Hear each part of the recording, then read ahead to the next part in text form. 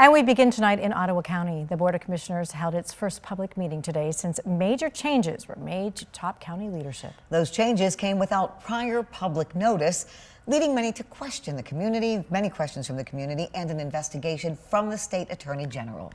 Dozens of people from the community addressed the new board about those changes today. We'll have more from them in a moment, but first, 13 on your side's Joshua Albertus is in the newsroom with what the board decided today. Josh? Julia, Val, we attended this meeting and spoke with commissioners about the events of both last week as well as those taken today. The Ottawa County Board of Commissioners on Tuesday continuing on after a first week characterized by major shakeups in county government and concerns over public transparency. After replacing multiple top officials last week, members moved on to business this week, including county contracts. One of those contracts was with the board's incoming corporate counsel. The board voted 6-5 today to authorize the legal services agreement with Coleman Legal Group, officially contracting the group's services. The group was tapped for the role last week and has been at the forefront of several high-profile legal battles in recent years, including on issues like public health mandates during COVID-19, as well as on religious liberty. Members of the board who voted against the move, including Republican Rebecca Curran, said they believe the process wasn't transparent enough. I don't feel like this process was an open process. It wasn't open to myself, and it wasn't open to the public. And that's part of good governance. Commissioners also addressed the events of its meeting on January 3rd, in which several top officials were replaced, the county's Diversity, Equity, and Inclusion Department was dissolved, and the county's motto was altered from "Where you belong" to "Where freedom rings."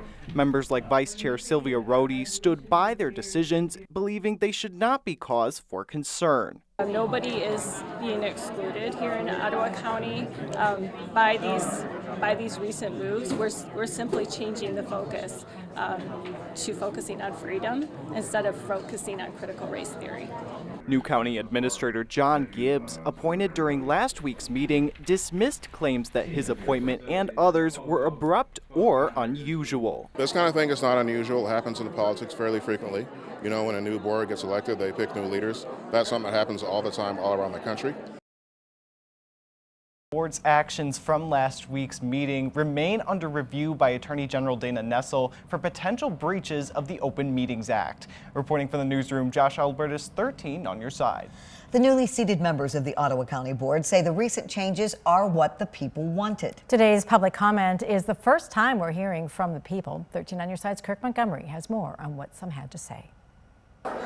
1 week ago, new Ottawa County Board Chair Joe Moss said the people of Ottawa County overwhelmingly spoke with their vote to restore the constitutional rights of the people as a first priority of the Ottawa County Board of Commissioners and to defend their piece of America, to protect their individual freedoms, parental rights, and freedom of religion and conscience. We are here Today was the first time we heard public comment on the changes, and I made it very clear. By the numbers, 41 people spoke, each given 3 minutes. Why is no one asking that question? 14 people spoke in favor of the recent changes, like Bruce Greenlee. I will continue to support this board and our new county administrator, Mr. John Gibbs. I am thankful that this county is becoming a place where freedom can ring again. The policies of freedom support righteousness and justice for all peoples of this county.